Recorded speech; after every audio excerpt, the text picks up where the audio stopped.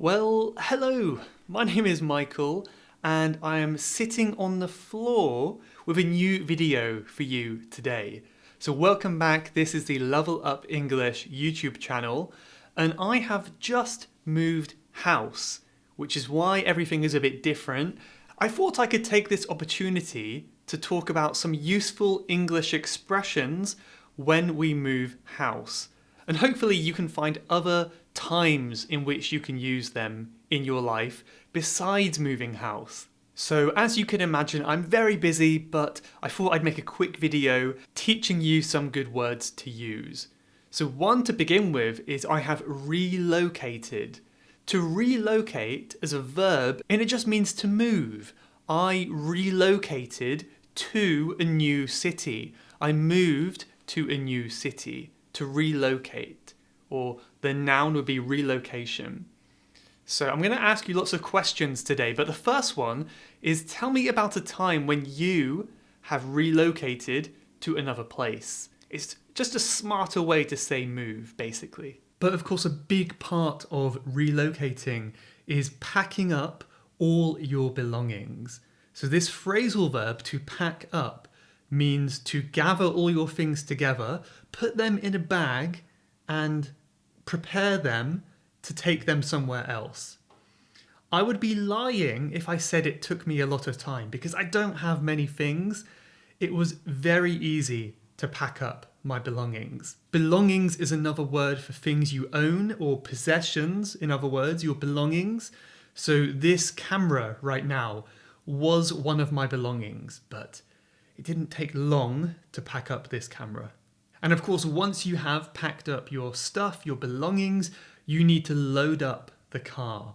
Load up the car. This next phrasal verb now means to put things into the car. Load up the moving van. Load up the car. So to load is to put things inside something else. Usually, it's talking about transport like cars and delivery vehicles. You load the vehicle. So I loaded up the car with my belongings and I came and relocated. Another thing you might have to do is clear out your wardrobes. Now, as you can see behind me, I didn't have much to clear out. My wardrobe is looking very barren, very empty, in other words. But to clear out is another good phrasal verb, which means to empty the wardrobe, to clean and empty. So I cleared out my wardrobe, I took all the things out, packed them up and brought them here. And it took about, 30 seconds, honestly. Welcome to my box room. This is where I keep all my boxes. So another thing that's important to do when you move is to go through all of your old boxes, storage containers, anything like that. To go through means to search or to examine something. So if you're going through your box, you're kind of looking through, chucking things over your shoulders, stuff like that. Maybe you're looking for something specific.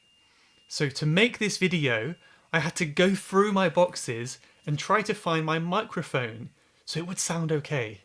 But let me know in the comments something that you can go through to search for something.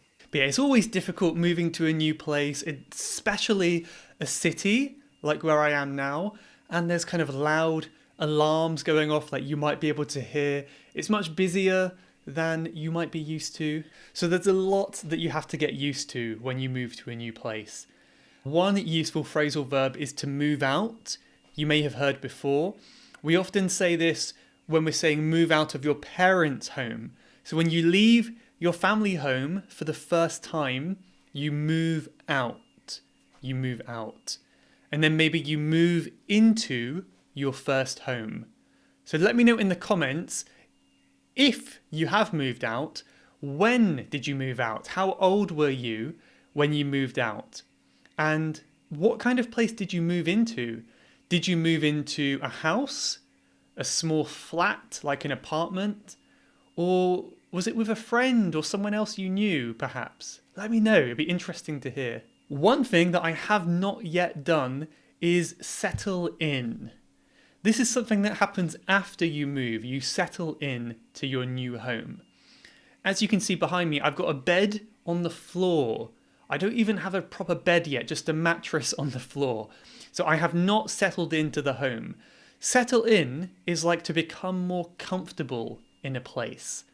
It's not just about moving, it's about making it feel like your home. So at the moment, it still feels like someone else's house. But I imagine once I get some furniture, I clean it a little bit better, and I get my decorations around the home, I will settle in. So let me know, how long does it take you to settle into a new home? I would say for me, it might be 2 weeks or so. But what about you? There are 2 different things you can do when you move house. One of these is called downsizing. So the verb is to downsize. To downsize is where you move from a big place to a smaller place, right? Maybe you can guess what the opposite word would be. It's to upsize, right? To upsize when you go to a small place to a bigger place.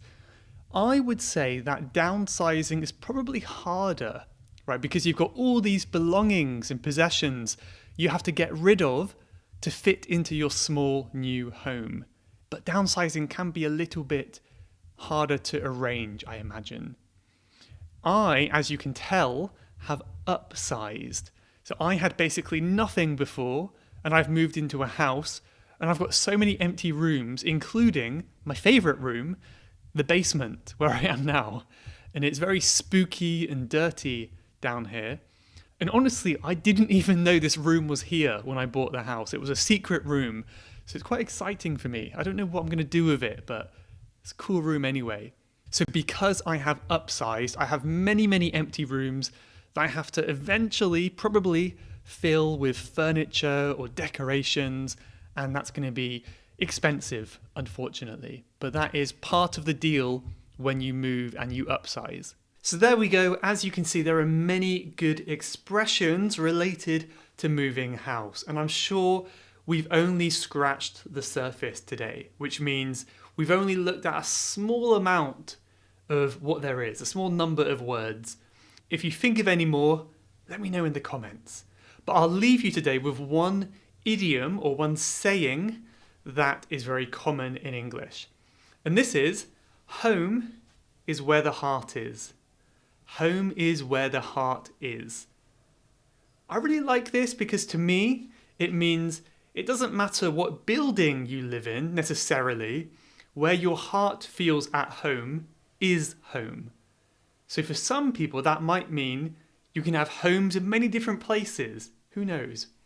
Where is your heart? Tell me where your home is in the comments.